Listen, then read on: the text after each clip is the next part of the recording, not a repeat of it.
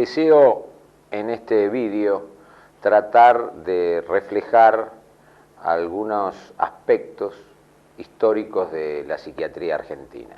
Por supuesto, vamos a dejar de lado muchos otros colegas que han aportado al desarrollo de la psiquiatría argentina.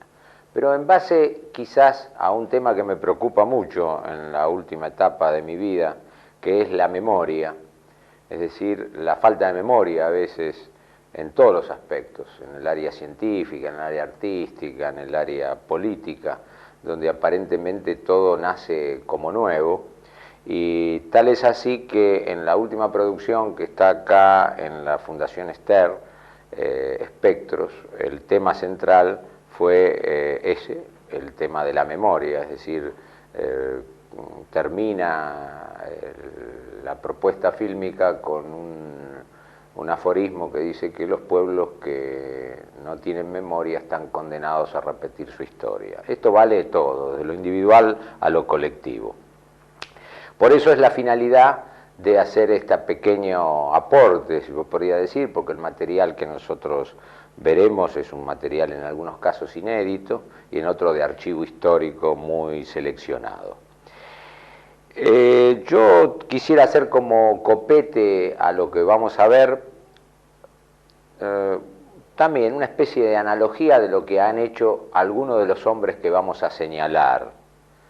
Yo diría que días pasados, conversando con una ahijada de tesis de la Universidad de Belgrano, del doctorado, que está haciendo su tesis con el tema contrainstitución, y me eligió a mí como padrino, trajo el texto y realmente me pareció muy acertado y original la analogía que ella hacía con tomando un literato francés trascendente como Rabelais y mostrando en esa propuesta de ese libro y lo que sería la contrainstitución o la institución. Rabelais, en su libro Gargantúa, señala que Gargantúa quiere quedar bien con un monje, el fray Jean, y le propone crearle una abadía y darle todo el país o comarca Teleme, o sea, la abadía de Teleme, para que él la coordine, la cree y aún hasta proponga una especie de recreación de la religión. Pensemos en la ubicación en el tiempo que Rabelais señala este texto. Y le propone y le dice, yo quisiera que usted forme un convento o una abadía que no tenga muros, porque los muros a su vez generan complot, concupiscencia, división, y quisiera una abadía sin muros. El fray está de acuerdo. También pensamos que las reglas generales de un convento eran la pobreza, la castidad y la obediencia. Y eso evidentemente también quería una institución donde la gente fuese libre y no subordinada ni sumisa, donde podría haber interrelación hombre-mujer y donde la gente pudiese tener derecho a lograr cosas y desarrollarse. Pautas para el momento, para esta abadía de Teleme, muy revolucionarias. Por otro lado, se comentaba que en los conventos, y muy bien Humberto Eco en El nombre de la rosa y en algunos otros textos de los medievalistas, se señala los que entraban al convento, en el caso de mujeres, eran las mujeres feas, hasta medio tontas, de una no gran inteligencia, y los hombres también, no de un aspecto agradable físicamente, que estuviesen más dispuestos al servicio pedestre cotidiano, y solamente una élite que se dedicaba al saber o cuidar o proteger ese saber como está muy bien señalado con eco, como digo, reitero, en el nombre de la rosa. Alterar también esa propuesta, es decir, buscar gente joven para que entre esta abadía, gente agradable, linda, bella. Es decir, que en esta propuesta de la abadía de Theleme, metafórica, hablaría de una contrainstitución. Una contrainstitución que a su vez genera otra institución, porque hay que tenerlo presente para un proceso evolutivo. Esta anécdota que paso a comentar de esta licenciada que es mi ahijada en la Universidad de Belgrano, la licenciada Adriana Esciolaza, creo que es oportuna para señalar que los hombres que vamos a nombrar ahora de distintas perspectivas, de distintos marcos referenciales, de distintos puntos de vista, fueron gente que trataron, si me permito la licencia, de apuntar a una abadía de Theleme, es decir, a cambiar instituciones que venían con una carga de tipo de cancerberos de la locura, de un tipo más bien represor de la locura, y trataron desde su punto de vista, participando de algunos, discrepando de otros, no olvidándonos de la época en que hicieron sus aportes a esta contrainstitución tradicional, arcaica, o que de golpe a veces detenida en el tiempo. Yo diría que la secuencia de nombres que vamos a ver implica, no quiero dejar de lado otra, yo termino en señalando en hombres como Bosch o ingenieros, pero yo diría que tenemos que tener presente, para no olvidarnos, los Pillon-Rivière, los Cabello, los Melgar, los García Badaraco, los Morgan, que han pasado también por estas instituciones y han dejado una estela que hemos seguido y que muchos nos hemos inspirado en sus propuestas. A continuación, nosotros vamos a poder ver en un documento fotográfico esto que les ha antecedido en esta pequeña introducción.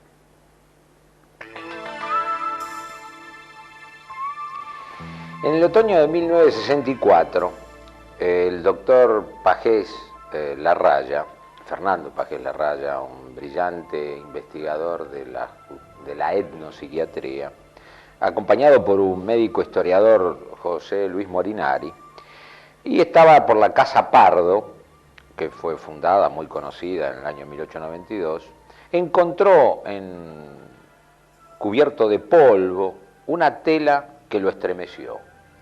Y fue una tela de Fernando García del Molino, uno de los pintores, yo diría, de ejes en la pintura argentina, que tuvo una gran representatividad pintando toda la época de Rosas y a otros personajes importantes de la época. En ese caso, esta pintura era del doctor José María Uriarte, que vemos nosotros en pantalla, que está actualmente en la dirección del Hospital Borda, y el doctor Pagés Larraya, con su bonomía y generosidad, la donó al hospital, que fue el primer director del Hospital Borda, que se llamaba Hospital de Sa Buenaventura.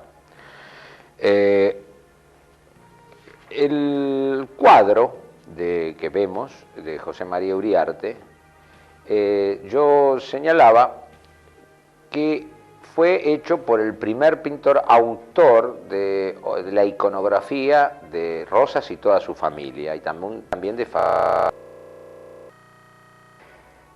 El doctor Uriarte es el autor, este primer director, autor de un trabajo que queda en los anales de la revista médico-quirúrgica de 1865 muy curioso, un adulto con partes genitales externas dobles completamente desarrolladas. y se refería a un joven portugués nacido en Faro que tenía doble pene como el cangrejo.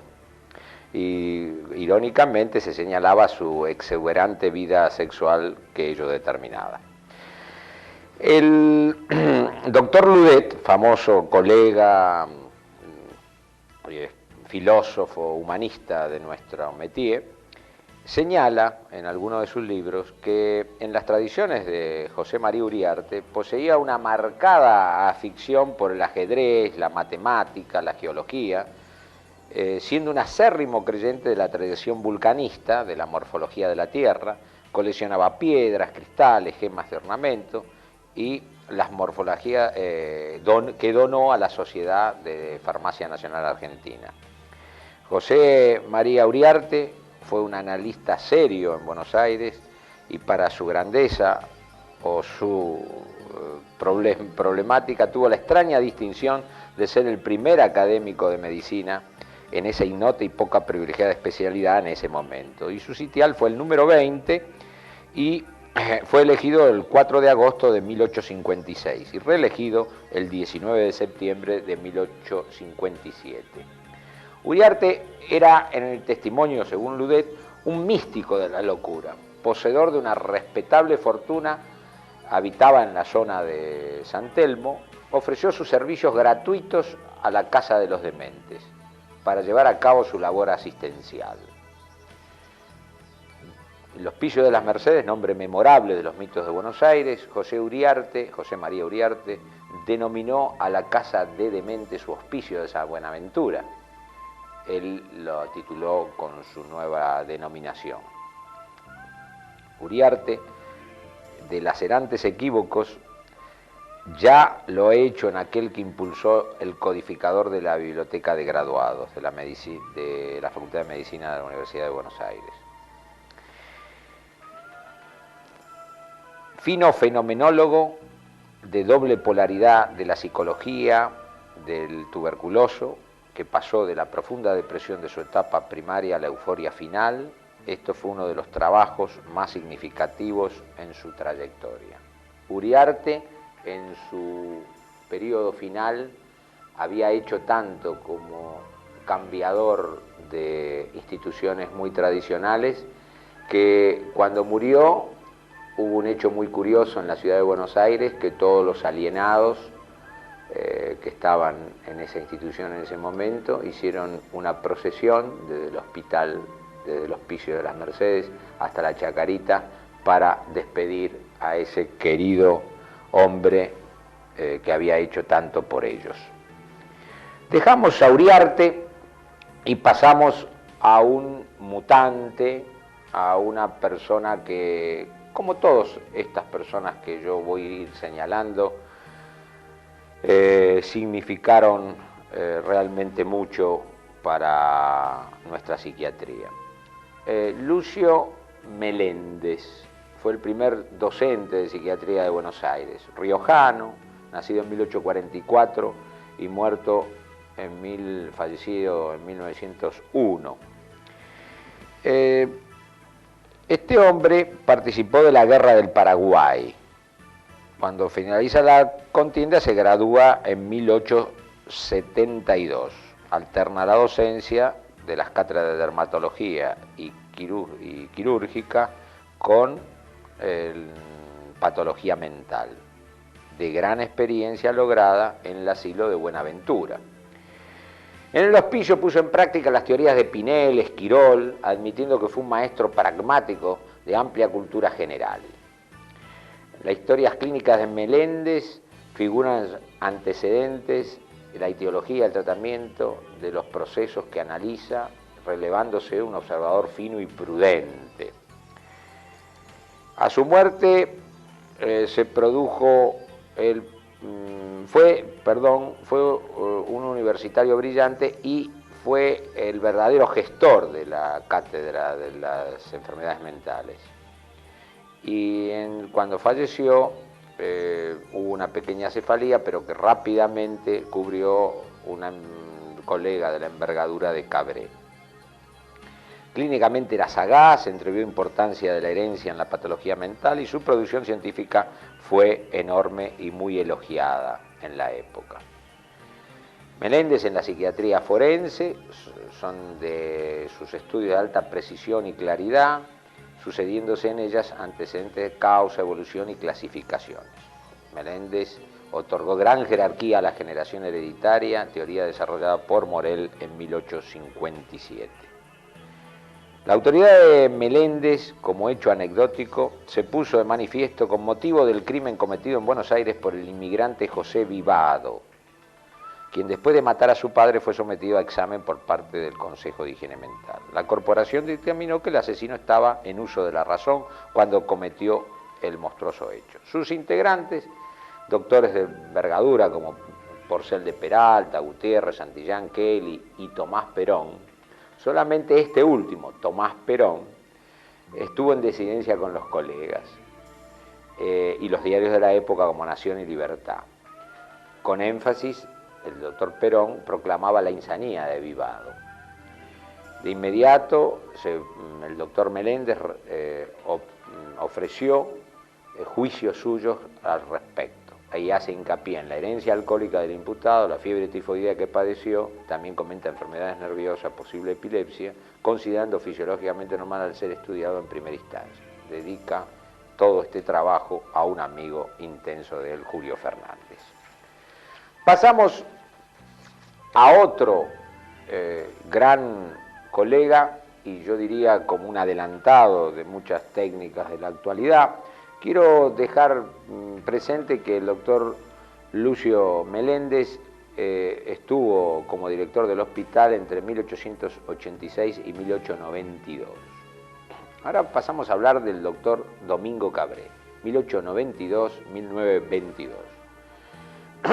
El doctor Cabré, nacido en 1859 y fallecido en 1929, maestro de muchas generaciones, logró el cargo de profesor titular y director del Hospicio de las Mercedes. Tempranamente ingresó en el hospicio en 1884 y se retiró en 1916, cuando era director. Al igual que Meléndez, Cabré sintió la necesidad de llevar al alineado para brindarle una atención integral y provocar propuestas novedosas, sobre todo para la época. Entre sus innovaciones figuran las salas de clinoterapia, la intensificación de la labor terapia, como él denominaba. Su máxima conquista habría sido la creación de colonias y asilos admirados por compatriotas y extranjeros, a razón de que Ludé dice: Cabré fue nuestro Pinel. Y vamos a ver en fotos que la famosa colonia Cabré en Luján, creada por él, fue motivo de visitas de las personas más encumbradas de Europa y de América, porque, como vamos a ver en su portada, las instituciones mentales dependían del Ministerio de Relaciones Exteriores y Culto.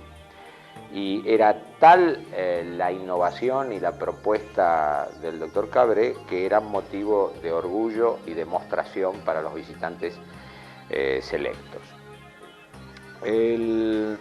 Cabré estudió la organización de la Cátedra de Psiquiatría y desde Berlín envió en 1896 una prolija memoria al decano Montes de Oca, donde enumera las secciones existentes en el Instituto Alemán de Gießen: histología, psicología, anatomía patológica, fotografía, fonografía, etc. Y deseaba realizar, en cuanto de mí dependía, la última parte del programa, adelantándose a la época. La presencia, uno de los logros de Cabré fue traer al país a Cristofeo Jacob, brillante investigador, sobre todo un gran neuroanatomista, y sus beneficios pronto se palparon. Luego vendría la implantación y la exaltación de la clinoterapia, luego de esta incorporación de Cristofeo Jacob al país. Podríamos decir como muy acotado y apiñado antecedente de este hombre realmente extraordinario.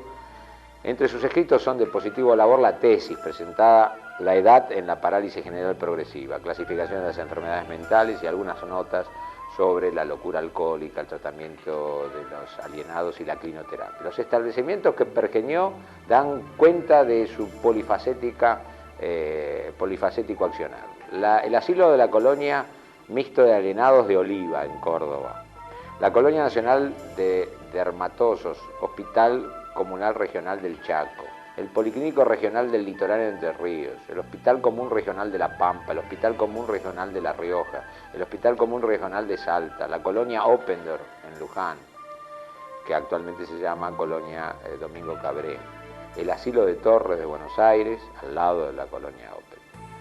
Acerca de la creación de Cabré, dijo Ludé: el Oppendorf es la breve y conceptuosa fórmula con que se designa un conjunto de disposiciones de orden material y de orden interno, que tienden todas ellas a dar al establecimiento el aspecto de un pueblo, a proporcionar a sus moradores la mayor suma de libertad compatible con su estado de locura y hacer un trabajo uno de los elementos más importantes de su tratamiento.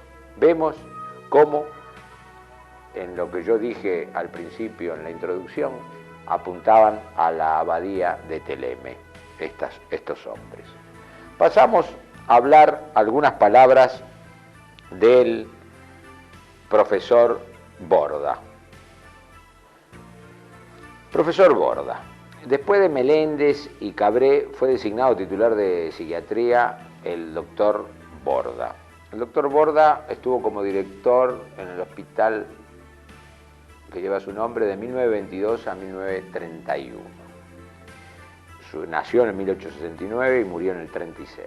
Fue un hombre realmente sencillo, de gran formación, que supo conducir la docencia del Hospicio de las Mercedes. También fue discípulo de Jacob, o sea, desarrolló singulares trabajos con él. Podría decir que Borda no deja nada por ver de los cuadros anatomopatológicos. Con Cabré realiza una injundiosa síntesis de la demencia precoz, presentada en el Congreso Latinoamericano, y con Aníbal Ponce prepara su sustancial monografía titulada 300 autopsias cerebrales de parálisis general progresiva. Rojas dice de Borda: en el trato con el doctor Borda todo era sencillo. Los jóvenes lo veíamos como un amigo, un hermano mayor, pues él acortaba las distancias y era la característica de su actitud. En el trato personal y en el trabajo docente, su buen humor era proverbial. Con sus maneras exuberantes, su voz sonora con tonada provinciana, en la broma o en la anécdota, a veces de temas escabrosos, con el sano humor de su bonomía optimista y sabor de sal gruesa, así eran con los colegas, los pacientes y los alumnos. Borda no fue jamás un psiquiatra meramente libresco. Consumió su existencia detrás de los muros del hospicio. Fue al principio enemigo de la malanioterapia, pero luego terminó siendo un panegirista. Y recuerdo el informe que hizo como motivo del atentado del presidente Victorino Laplace en el 16. Perdura la valoración de su clasificación de las enfermedades mentales, donde aflora un excepcional sentido crítico. Tenemos a continuación y podemos ver la imagen del doctor Gonzalo Bosch. Gonzalo Bosch estuvo como director en el hospital entre 1943 y 1952, quien encontró en el teatro el vehículo para canalizar problemas que exigían esclarecimiento social y humano. En el 17 estrenó La extraña y sucesivamente dio a la luz La huelga, Los venenos, La corriente y Agua mansa. En su oficio técnico como en fase literaria, Bosch mostró la fibra profunda de sus sentimientos, pues no fue un analista alienista frío ni un narrador apático. La belleza y entendimiento de sus dramas, un distinguido crítico anticipó que el autor de La locura humana tuvo capacidad para ver y comprender los secretos más recónditos de quienes estaban frente a él. Es menester que estudiemos la unidad humana al amparo de criterios de la personalidad auspiciados por Stern, que combate la pretensión de Wundt de fragmentar analíticamente la vida mental. El hecho psíquico es una integración, a no ser que se pierda su característica esencial, el elemento psíquico es la persona. Como ustedes verán, un hombre que ya introduce la expresión de las artes dentro del entendimiento del ser con trastornos severos psíquicos. Por último, una pequeña semblanza de uno de los grandes psiquiatras y médicos forenses de nuestro medio, un gran aportador, el doctor José Ingenieros, que nació en 1877 y murió en 1925. Vino a América con las olas de la inmigración, un profundo investigador, escritor inagotable, singular pensador, fue un notable especialista en psiquiatría y en medicina forense. Y sobre todo sobresalió su especulación filosófica y la incursión que hacía en la historia y la sociología. Hijo de poeta y poeta él mismo, se enroló en la cruzada promovida por Rubén Darío. La revista Filosofía y la colección Cultura Argentina dan pauta de toda su prolífica labor. En Europa frecuentó las universidades de París, Lausana, Heidelberg, y el gobierno de Francia lo invita especialmente a la celebración del centenario de Charcot. Filosóficamente, Ingenieros es uno de los señeros representantes del positivismo. Él había nacido en Palermo, Sicilia, siendo sus padres periodistas socialistas, Salvatore Ingenieros, quien emigraba a la Argentina por razones políticas. Aquí ingresó en el Partido Socialista y fue secretario de Juan B. Justo. Con Leopoldo Lugones fundó el periódico La Montaña.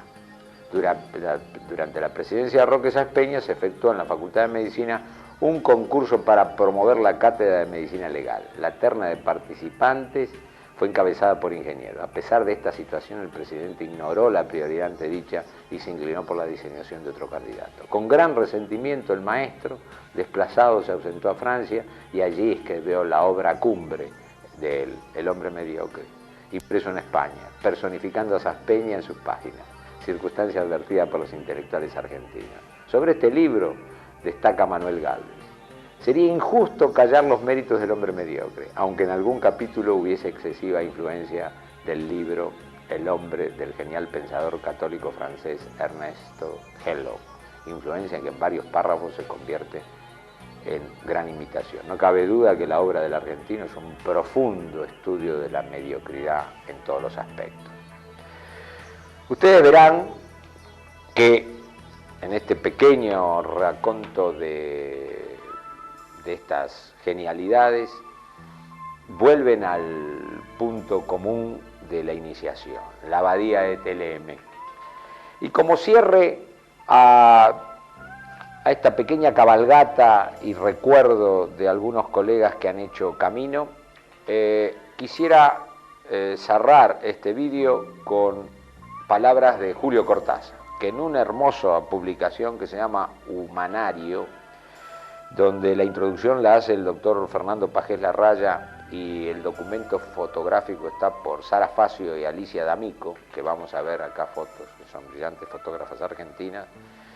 Cortázar, con su talento que siempre nos tenía al día para poder pensar, discurrir, reflexionar, voy a acotar algunas palabras de su introito.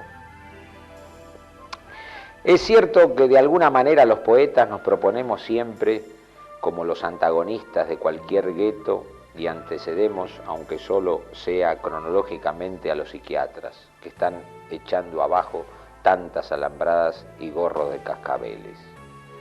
Narrador entre dos aguas, el poeta no sabe gran cosa de eso, que sin embargo algo en él sabe y formula. Es así que quiero aludir aquí a zonas esquivas e indefinibles, atmósferas aparentemente garantidas por una normalidad pausterizada, pero de las cuales pueden asomar lentamente, desde un guante de goma roto o una escoba apoyada en la pared, presencias para las que no hay otra definición que el acatamiento, antes o después de las palabras con que la insolencia o el miedo buscan definir para mejor encerrar. La gran paradoja es asomarse a la locura sin estar loco. Ser el mirón al borde del acuario, donde el pulpo hace y deshace, soñoliento sus vagas nubes de tabaco y pesadilla. Cuando afloran de nuestro lado algunos raros testimonios de esa realidad inalcanzable, contigua, Lo que se alcanza a decir y a entender, doble proceso mediatizador y deformante, es apenas una ráfaga lejana, la puerta que se entorna para dejar pasar un hilo de luz y acaso un dedo o una mirada. Pienso en Abajo, el terrible y admirable relato de Leonora Carrington, esa anequía en vida de la que ella volvió como el personaje de uno de sus cuentos, con las manos deshaciéndose en una lenta lluvia de conejos blancos. Pienso de L'Homme Jasmine, de Unica Sur, las dos mujeres de grandes iluminados del surrealismo, yendo hasta lo último de un itinerario delirante que en ellos se detiene con prudencia al borde de la pintura. Unica Sur, viviendo en un espiral persecutorio que nada ni nadie puede detener, saltando de incendio en incendio hasta la llamarada negra del suicidio. No entraré en el catálogo de tantos Hölderlin, de tantos Gerard de Nerval, que desde la frontera indefinible pudieron alcanzarnos sus oscuros libros de bitácora. Sí aludo a una biografía célebre, sí pienso en Nietzsche, en Zweig, en nuestro Jacobo Friedman, o veo moverse bajo mis párpados los fosforescentes pavos reales de Serafín y los mandalas de Adolfo Wolfli.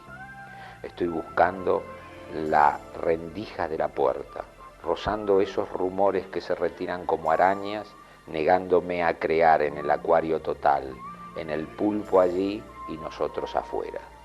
Porque la locura tiene simétricamente los mismos infinitos grados que diferencian a la razón, y el eje de esa simetría es la zona donde los contactos alcanzan aún a hacerse más allá en la locura o en la razón. Las capas se estratifican, y mientras la inteligencia se desentiende brutalmente de toda la referencia a esa otra manera mental, la locura se cierra sin apelación a todo mecanismo razonable. Y para finalizar, porque es hermoso todo este texto, dice en su final: a ese aislamiento que parecen pertenecer casi todos los sujetos que desde las páginas de este libro nos miran sin vernos, como miraron un instante la cámara que no formaba parte de su sueño, entrañablemente hace unos días volví a escuchar el admirable disco de Susana Rinaldi. Susana Rinaldi dedicó a la poesía de Homero Manzi, y de pronto, en el texto de Definiciones para esperar mi muerte, se recortaron estos dos versos: y a los desesperados que entregan el último gesto frente al paisaje final e instantáneo de la demencia. Me di cuenta de que Manzi estaba hablando de este libro, en el que entregar el gesto resume el acto mismo de la fotografía. Sin conciencia de esa entrega, sin interés por todo lo que nos muerde desde adentro a cada página. El sueño de cada uno de esos seres continúa su discurso cíclico, cruzándose con otros sueños en cada patio, en cada cama, en cada una de esas cosas que para nosotros tienen un nombre que ellos no nombran, tienden un puente por el que ellos no pasan. Julio Cortázar. Hemos visto, como les había anticipado, creo desde mi punto de vista, un material realmente rico en vivencia a través de este gran registro fotográfico y documental. Tomando las palabras del comienzo, yo diría que estos colegas que para mí han sido adelantados y han dejado plantado mojones, todos fueron dirigidos a estos pacientes que en la última mostración de sus imágenes tienen que cursar lamentablemente por un espacio de vida muy singular, que es el trastorno psíquico.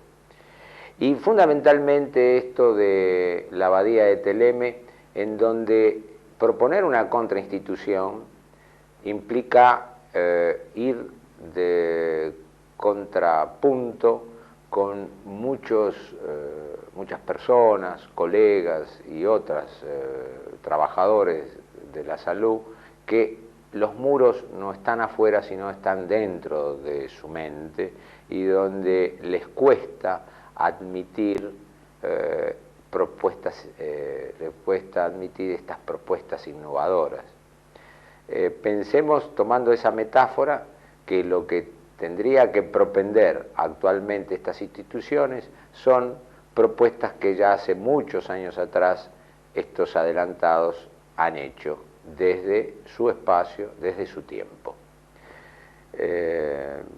Pienso de que esto nos deja abierto una instancia para poder seguir profundizando, que es recordarnos dentro de nuestra ciencia, dentro de nuestra medicina, de aquellos aportadores que nos han dejado sapiencia, bonomía y humanidad.